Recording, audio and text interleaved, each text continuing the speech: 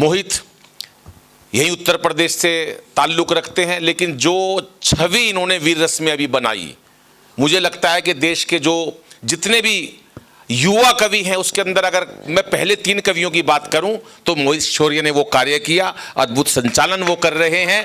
वो आए, अपना कविता पाठ करें। 4 पंक्तियों के साथ बुलाता हूं कि या तो बच्चलन हवाओं का रुख मोड़ देंगे हम, कि या तो बच्चलन हवाओं का रुख मोड़ देंगे हम, या खुद को वाणी पुत्र कहना छोड़ देंगे हम, और हिचकिचाएंगे जिस दिन हकीकत लिखने से यारो, कागज को फाड़ देंगे, कलम तोड़ देंगे हम। जोरदार तालियां मोहित शौर्य के लिए साहब।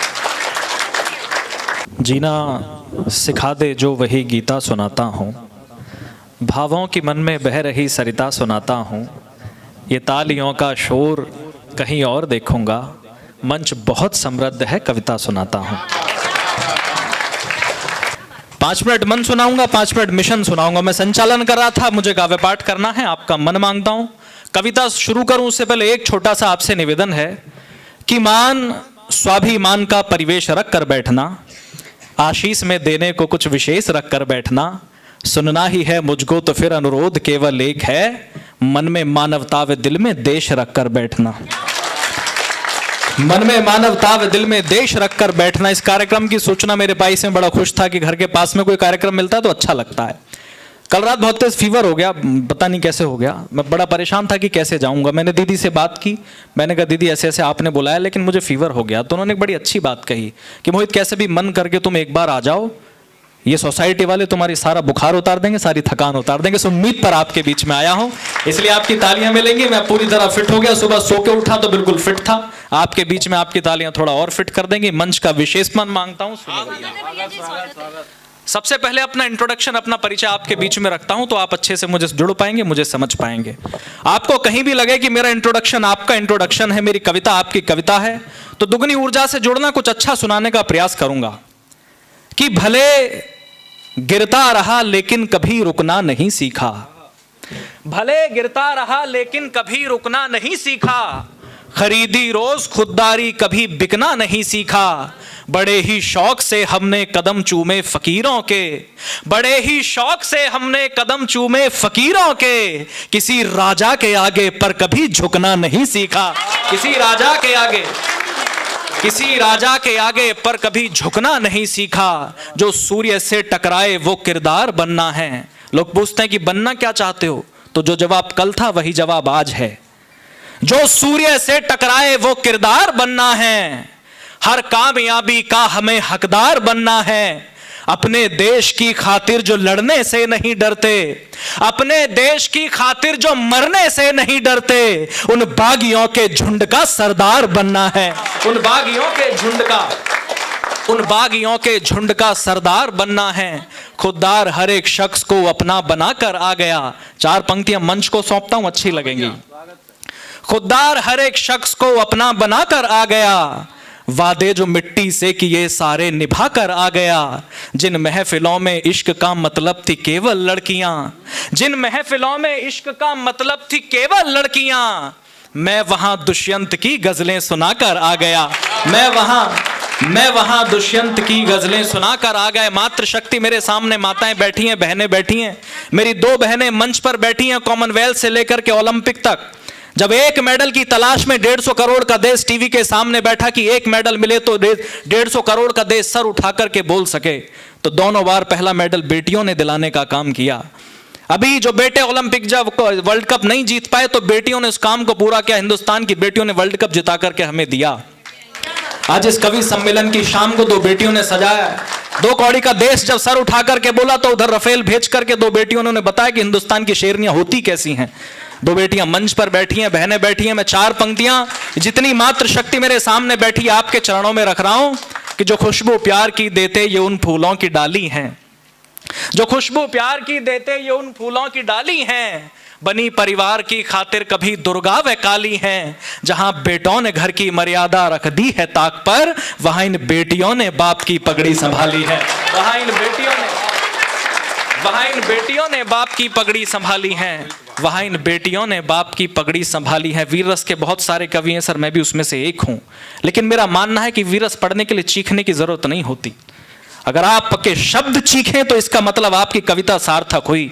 आपका गला चीखे ना चीखे, लेकिन आपके शब्द चीखने चाहिए। और मैं देश के उन कवियों में से हूं जो देश की विसंगतियों पर बात करता हो।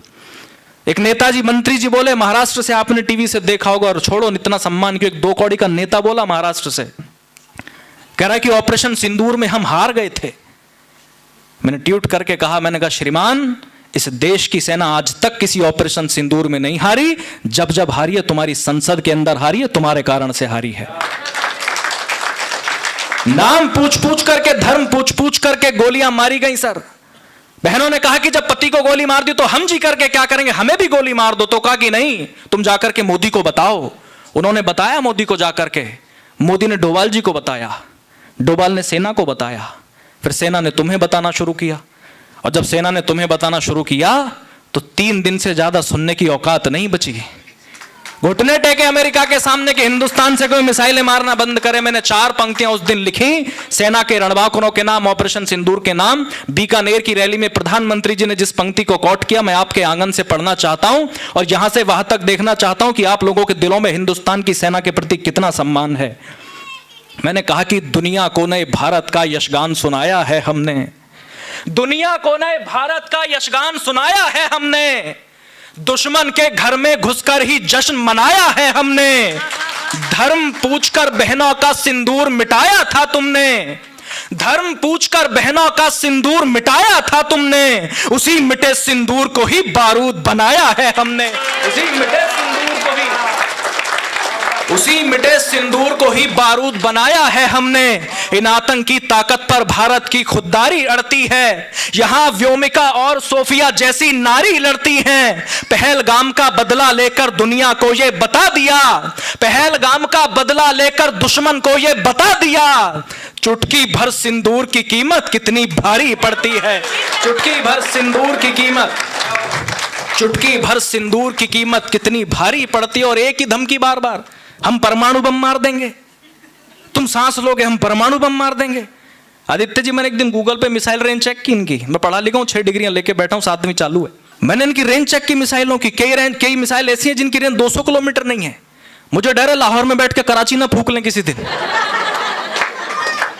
और अगला जवाब थोड़े पढ़े लिखे वाला दिया, पढ़े लिखे लोग बैठे हैं, आपको जवाब सही लगे तो सूचित करना।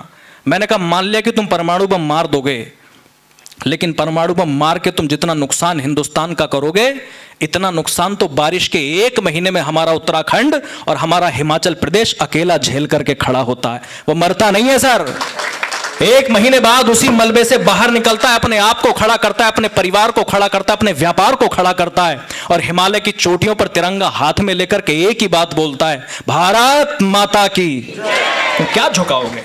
और दूसरा जवाब शौर्य वाला सुनना। मैंने कहा खुराफात तुम्हारे दिमाग में जिस दिन आई, मेरे बहुत सारे दोस्त डिफेंस में, मैं बहुत इंटरनल जानकारी होने के बावजूद आपसे बात कह रहा हूं।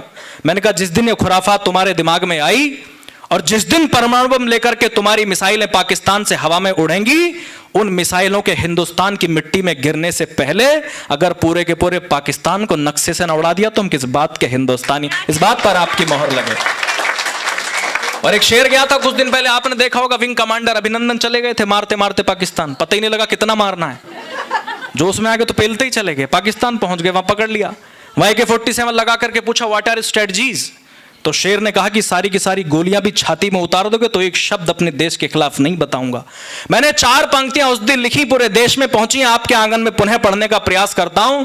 मैंने कहा कि दुनिया से जो भीख लिया वो कर्जा ना चुकवा पाए, दुनिया से जो भीख लिया वो कर्जा ना चुकवा पाए, अपने सर पर होता शिव का तांडव ना रुकवा पाए, परमाणु के दम पर तुम वो देश झुकाने निकले हो जिस भारत मां के अभिनंदन की मूछें ना झुकवा पाए, जिस भारत मां के अभिनंदन की, जिस भारत मां के अभिनंदन की मूछें ना झुकवा पाए। लेकिन दुर्भाग्य इस देश का सर, जिन क्रांतिकारियों की वजह से इस देश को आजादी मिली, उनको इसी देश की राजनीति ने आतंकवादी तक कहा। भगत सिंह और आजाद को आतंकवादी कहा इस देश की राजनीति ने। और जिन लोगों की वजह से हम आजादी को भोग रहे हैं, उन सैनिकों को टोल टैक्स पर मारा जाता है। मेरठ में, आप जहां से, मेरठ बहुत दूर नहीं, आप लोगों ने घटना देखी होगी। मेरठ में एक सैनिक को, एक आर्मी के सिपाही को सिर्फ इस बात के लिए पीटा गया कि उसने कहा कि मेरी फ्लाइट लेट है तो मुझे थोड़ा जल्दी निकाल दो। दुनिया चुप रही, किसी की कलम चुप रहे। मोहित शौर्य अगर चुप रह जाए तो किस बात का मोहित शौर्य। मैंने अगले दिन जवाब दिया, रायबरेली से कविता पढ़ी जो पूरे देश में पहुंची। मैं उस सैनिक से भी मिलकर के हॉस्पिटल में आया। 4 पंक्तियां आपके आंगन से पढ़ रहा हूं और देखना चाहता हूं कि दिलेर और सच्चाई का साथ देने वाले कितने लोग इस आंगन में बैठे हैं। मैंने कहा कि सारे नियम कानून को तोड़कर निकाले जाते, सारे नियम कानून को तोड़कर निकाले जाते। जाम होता तो रास्ता मोड़ कर निकाले जाते। वो देश का फौजी था सो पीटा गया, नेताजी होते तो हाथ जोड़ कर निकाले जाते। ये कौन बोले? वो देश का फौजी था सो पीटा गया, नेताजी होते तो हाथ जोड़ कर निकाले जाते। और मैंने उनसे एक बात और कही कि मैंने कहा ना, दोनों काम करता हूं, मोहित वाला भी और शौर्य वाला भी। मैंने कहा कि पाषाण को जो चीर दे ललकार नहीं देखी, पाषाण को जो चीर दे ललकार नहीं देखी, बस प्यार ही देखा है अभी यलगार नहीं देखी। वो देश की खातिर जीता है सो चुपचाप पिटता रहा, वरना तुमने अभी फौजियों की मार नहीं देखी, वरना तुमने अभी फौजियों की मार नहीं देखी। और एक और बोले, भाई साहब मैं उन मुद्दों पर बोलता हूं जिन पर लोग बोलने से बचते हैं। मेवाड़ के मारतंड का अपमान हुआ, जिन लोगों की वजह से मैं और दादा बैठे हैं, हमारी टीम के ओनर बैठे हैं, मेरी टीम के कैप्टन बैठे हैं। इन दोनों लोगों से जीवन में बहुत कुछ सीखा है। हमें क्रिकेट लीग खेल रहे थे, मुझे आई फ्लू हो गया, एक आंख से दिखना बंद हो गया कुछ दिन के लिए। तो लोगों ने पूछा कि कैसे खेलोगे? हम सौभाग्य से खेले, हमारी टीम, हमारे कैप्टन बैठे हैं, वो ट्रॉफी जीते, हमें भी कुछ man of the match type मिल गया। तो लोगों ने कहा कि जब एक आंख से दिखा नहीं तो खेले कैसे? मैंने कहा जी मैंने जिस वंश परंपरा में जन्म लिया उसमें राणा सांगा ने एक आंख से 100 युद्ध लड़े और जीते थे। लेकिन दुर्भाग्य यह है सर कि जिस महापुरुष से मैंने सबसे ज्यादा मोटिवेशन लिया, उनको पुनः कोई 2 कौड़ी का सांसद जब सदन के अंदर खड़े होकर के बकवास करेगा तो दुनिया चुप रहेगी, मोहित शौर्य की कलम चुप नहीं रह सकती।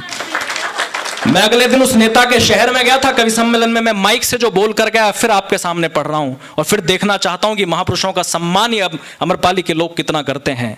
मैंने कहा कि पलक झपकते वक्ष चीर दे मेवाड़ी चीता था वो, पलक झपकते वक्ष चीर दे मेवाड़ी चीता था वो, मातृभूमि की रक्षा हेतु काल कूट पीता था वो।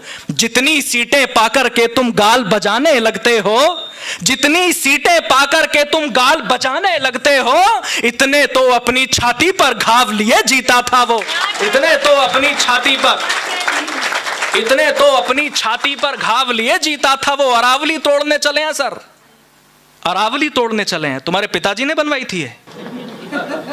जिसने बनाई थी वो अपना आप तोड़ लेगा जिस दिन उसका मन होगा। सुप्रीम कोर्ट ने क्या कहा, सरकार ने क्या कहा, लोगों ने क्या कहा, मैं उस पर नहीं जाना चाहता। मेरा ये अलग विचार है, मैं कवि हूं, अलग विचार रखता हूं। मेरा मानना सिर्फ ये है, स्टे दे दिया, ये बहुत अच्छी बात है। कविता पहले ही पहुंच गई थी बाबूजी, लेकिन उसके बाद एक और कविता पढ़ रहा हूं सर, वो अच्छी लगेगी आपको, विषय ही अलग है। कोर्ट ने क्या कहा, लोगों ने क्या कहा, सरकार ने क्या कहा, मैं उस पर नहीं जाना चाहता। मैं बस एक बात आपसे कह रहा हूं कि ये इंसान नाम का जो जीव है, इसको आप अगर सारे के सारे पहाड़ तोड़ करके दे दो, सारे के सारे जंगल उखाड़ करके दे दो और सारे के सारे समुद्र का पानी सोख करके भी अगर इस इंसान को दे दोगे तो उसके बाद भी आसमान की तरफ देखेगा और सोचेगा कि 100-200 गज का प्लॉट अगर यहां भी मिल जाता तो मजा आ जाता है। इसकी भूख कम नहीं कर सकते आप, किसके लिए तोड़ना है। लेकिन एक कविता पढ़ना चाहता हूं, मंच पर बैठ करके, थोड़ी सी लिखी भी है, किसी का फोन गलत टाइम आ रहा, मैं एक कविता आपके आंगन से पढ़ता हूं, सुनिएगा। बिल्कुल नई कविता है, देख के पढ़नी होगी। कि वो कहते थे छोटी है तो इस चोटी का क्या करना। उन्होंने कहा था कि 100 मीटर से जो छोटी है उसको तोड़ देंगे, वो अरावली नहीं है। मंच भी सुने, आप लोग भी सुने कि वो कहते हैं छोटी है तो इस चोटी का क्या करना, हम पिज्जा खाने वाले हैं, हमको रोटी का क्या करना। तोड़ फोड़ के समतल कर दो, ये सीमेंट जरूरी है। पर्यावरण में आग लगे, बस डेवलपमेंट जरूरी है। पर याद रहे भारत माँ के परिवेश से बढ़कर नहीं होगे, कितने बड़े ही क्यों ना हो पर देश से बढ़कर नहीं होगे। जो अरावली तुमको बस छोटी सी चोटी लगती है, जो अरावली तुमको बस छोटी सी चोटी लगती है, हमको वो अपने घर की नन्ही सी बेटी लगती है। हमको वो अपने घर की नन्ही सी बेटी लगती है। जितनी अंबर में खड़ी हुई, जितनी धरती के ऊपर है, जितनी अंबर में खड़ी हुई जितनी धरती के ऊपर है, इससे कई गुना ज्यादा ये इस धरती के भीतर है। इससे कई गुना ज्यादा ये इस धरती के भीतर है। ना जाने कितने सदियों की ये आस दबाए बैठी है, ना जाने कितने वर्षों की ये प्यास दबाए बैठी है, ना जाने कितने लोगों का विश्वास दबाए बैठी है, ना जाने कितने वीरों का इतिहास दबाए बैठी है। सीना तान के जीने का आभास यही देती है जी, लाखों पशु पक्षियों को आवास यही देती है जी, स्वाभिमान से जीने का एहसास यही देती है जी। राणा को रोटी की खातिर घास यही देती है जी, राणा को रोटी की खातिर। राणा प्रताप भी रहे थे सालों तक अरावली पर। स्वाभिमान से जीने का एहसास यही देती है जी, राणा को रोटी की खातिर घास यही देती है जी। बड़े मूर्खो तुम पद की नीचाई नापने निकले हो, बड़े मूर्खो तुम पद की नीचाई नापने निकले हो। गहराई नापनी थी जिसकी ऊंचाई नापने निकले हो, गहराई नापनी थी जिसकी, गहराई नापनी थी जिसकी ऊंचाई नापने निकले। मैं वो कविता पढ़ सकता था जिस पे बहुत तालियां बजती, लेकिन कवि की जिम्मेदारी ताली बजवाना नहीं होता। कवि की जिम्मेदारी होता है कि जनता की बात को सुनता के सिंहासन के सामने रखे। और एक घटना और चल रही है पिछले 2-3 दिन से सर। एक बांग्लादेश के खिलाड़ी, एक बांग्लादेश में व्यक्ति को जिंदा जलाया गया, सर चौराहे पर खड़े करके जिंदा जलाया गया। और उसी देश के खिलाड़ी को एक टीम ने खरीदा है सर। अभी लोग कह रहे हैं खिलाड़ियों से क्या दिक्कत है, कलाकारों से क्या दिक्कत है। मैंने कहा कोई दिक्कत नहीं है, लेकिन जिस देश में दीपू दास को जिंदा जला उसी देश में वो खिलाड़ी रहता है। अगर एक बार सड़क पर उतर के विरोध कर देता हूं नालायकों का, तो हमें कोई दिक्कत नहीं, हम अपने चंदे के पैसे से उस खिलाड़ी को खरीद लेते। दिक्कत इस बात से है सर, उसी देश में वो खिलाड़ी भी रहता है, उसी देश में वो कलाकार भी रहते हैं पाकिस्तान के। जहां हमारे यहां लोग मरते तो एक शब्द उनके फूटे मुंह से नहीं निकलता, इसलिए विरोध करते हैं हम खिलाड़ियों और कलाकारों का भी। मैं और एक बात और कह रहा हूं, पूरी आईपीएल जो टीम है और उसके मैनेजर, उसका मालिक जो भी है, वो सुन ले कि दुश्मन ने जो पाल रखा उस देश से बढ़कर नहीं हो गए। दुश्मन ने जो पाल रखा उस देश से बढ़कर नहीं हो गए। भारत मां के बलिदानी परिवेश से बढ़कर नहीं हो गए। कोई नेता, कोई खिलाड़ी, कोई लीग सरकार, कोई कितने बड़े ही क्यों ना हो पर देश से बढ़कर नहीं हो गए। कितने बड़े ही क्यों ना हो पर देश से बढ़कर नहीं हो गए। मैं मोटिवेशन का कवि, इंस्पिरेशन का कवि हूं। मैं यूथ से बात करता हूं, ये तो मुद्दे ऐसे होते हैं कि बोलना पड़ता है। या यूथ मेरे सामने बैठा है, 1 मिनट की कविता पढ़ के अपना स्थान लेता हूं। हमें अनिल अग्रवंशी जी को घंटों सुनना है, हमारा मन है। लेकिन जो यूथ मेरे सामने बैठा है, आपसे बात करना चाहता हूं कि जिस पर सदियां नाज करेंगी वो अद्भुत किरदार हो तुम। भारत माता के शेरों इस दुनिया के सरदार हो तुम। जब माँ सीता का हरण हुआ तो चिंतित थी सेना सारी, जब माँ सीता का हरण हुआ तो चिंतित थी सेना सारी। बजरंग बली की ओर सभी ने देखा फिर बारी बारी, सब हाथ जोड़कर बोले हनुमत अब तुम नभ में उड़ जाओ। विकराल समंदर लांघो माँ सीता को लेकर के आओ। आदेश मिला सेना का तो हनुमत ने नैन अधिक खोले, हो करके शंकित और चकित बजरंग बली कुछ यूं बोले, मैं राम भक्त हूं रणभूमि से मुड़ना नहीं जानता हूं, मैं राम भक्त हूं रणभूमि से मुड़ना नहीं जानता हूं। पर सागर कैसे पार करूं मैं उड़ना नहीं जानता हूं, पर सागर कैसे पार करूं मैं उड़ना नहीं जानता हूं। सुनकर जवाब ये हनुमत का अंबर संग धरती डोल उठी, सुनकर जवाब ये हनुमत का अंबर संग धरती डोल उठी। फिर तान के सीना गर्वित स्वर में वानर सेना बोल उठी, हे शंकर सुवन केसरी नंदन ब्रह्मचारी हे महाबली, हे रामदूत संकट मोचन हे पंचमुखी बजरंग बली, हे वानर यूथपति महाकाय दीन बंधवे महावीर, राघव पर मर मिटने वाले हे वज्रकाय हे शूरधीर, दुष्टों के प्राणों के हरता मानव रक्षा के अमर सूत्र, मुख में दिनकर रखने वाले हैं कपि श्रेष्ठ है पवन पुत्र। हर दल को बल देते हो खुद दुविधा में झूल गए हो, हर दल को बल देते हो खुद दुविधा में झूल गए हो। उड़ना तो जानते हो हनुमत बस उड़ना भूल गए हो, उड़ना तो जानते हो हनुमत। संजीवनी आ गई, कितने स्पीड हो हनुमान जी आपकी। ये प्रधानमंत्री बनेंगे डायरेक्ट। इंतजार ही कर रहे थे मेरी पंच लाइन पे आओगे। जल्दी जल्दी रख के निकल जाए, इसको रख के ऐसे जाओ जैसे देश से कांग्रेस चलेगी, बहुत जल्दी रख।